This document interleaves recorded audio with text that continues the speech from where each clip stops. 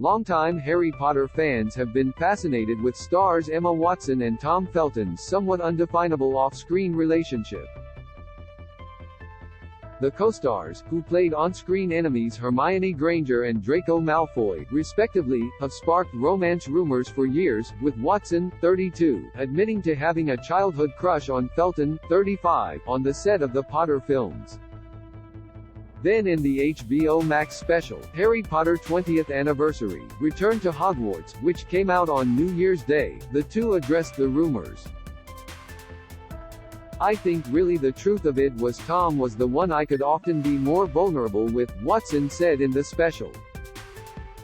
"Nothing has ever happened romantically with us. We just love each other. That's all I can say about that." In Felton's new tell-all memoir, Beyond the Wand, The Magic and Mayhem of Growing Up a Wizard, both Watson and Felton once again attempt to explain their relationship to readers. Watson pens the foreword for the book, getting into her feelings for Felton right away.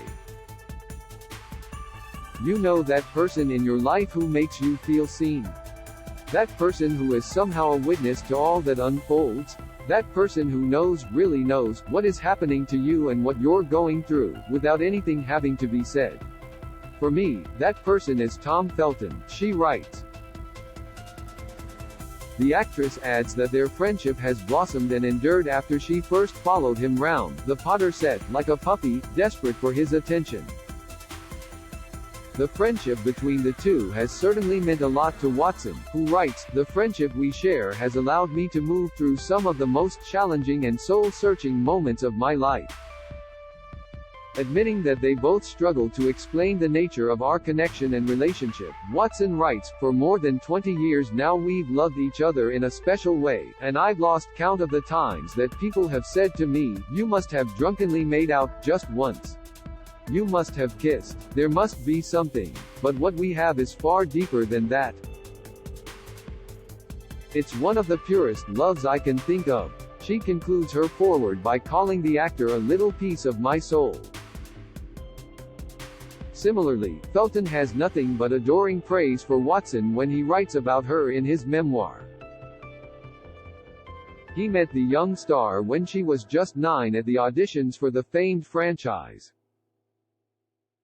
At the time, he admits to sneering at her when she didn't know what a boom mic was, regretting his childhood antics.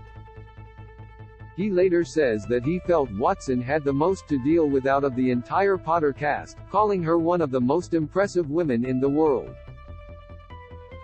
"Their friendship," he says, "is a touchstone for both of our lives."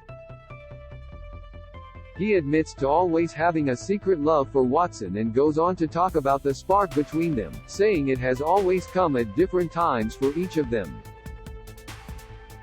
In regard to the rumors that began to circulate about their relationship, he says that he always denied that he liked Watson in that way but acknowledged the truth was different. "My girlfriend at the time knew straight away that there was something unspoken between us," he writes. "I remember using the familiar old line, 'I love her like a sister.' But there was more to it than that. I don't think I was ever in love with Emma, but I love and admired her as a person in a way that I could never explain to anybody else." Felton also reveals that they would meet up outside of their time on the Potter set, recalling one instance when they went for a long walk around a lake close to his house. He shared something that Watson told him will always remain with me. Her message was, "I've always known I was a duck, but I've spent my whole life being told I was a chicken.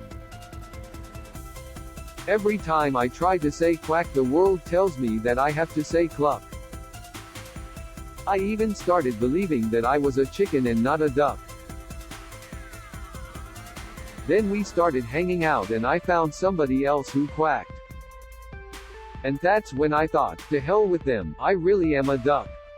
Felton writes that he understood exactly what Watson meant by her analogy, saying, "She meant that we were kindred spirits, that we understood each other and that we helped each other make sense of ourselves and of our lives. We've been quacking ever since. I know for certain that he'll always have Emma's back, and that she'll have mine too." Felton also speaks about his long-term relationship with Potter extra and stunt assistant Jade Olivia and their life together in Los Angeles. After revealing his struggles with alcohol addiction and being forced into rehab, Felton admits, "I thought of Emma a lot as I wondered how the hell I'd ended up here." After he walked out of the rehab facility, he ultimately decided to end his relationship with Olivia. Felton ends the book with one more mention of Watson in the acknowledgements page, writing, "To Emma Watson, for quacking with me all these years." In a recent interview with The Independent, Felton revealed that it was Watson who encouraged him to delve into his rehab stints and mental health struggles in the book. "I was encouraged by a few people, Emma Watson specifically, to tell the whole story and not just sort of cherry-pick the fluffy bits," he said. "Not just because it was cathartic for me, but also in the hope that sharing those parts of my story will help others that are maybe not going through the best time." Beyond the Wand, the magic and mayhem of growing up a wizard is on sale now. How Tom Felton and Emma Watson really feel about fans shipping them. This video is unavailable because we were unable to load a message from our sponsors. If you are using ad blocking software, please disable it and reload the page.